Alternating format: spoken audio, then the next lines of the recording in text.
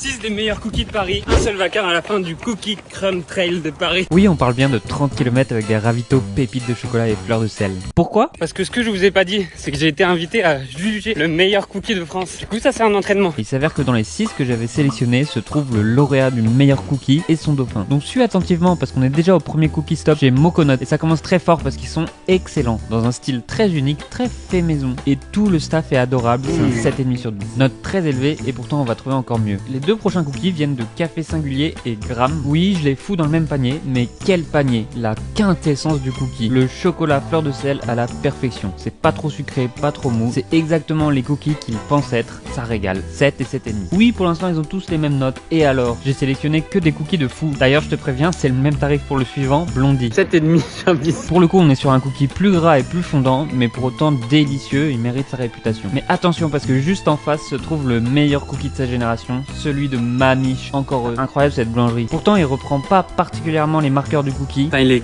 gras. C'est un style à part, genre c'est pas crispy du tout. Mais le jury était unanime. Hyper moelleux, hyper gras. Et je dois dire que c'est excellent. Qui passe numéro 1? C'était le plus gourmand. Et au final, c'est ça qu'on veut. On finit chez Shin Café avec un chunky cookie macadamia chocolat blanc qui ne va pas détrôner le Duc Mamiche. C'est dur, mais c'est le jeu et les règles sont claires.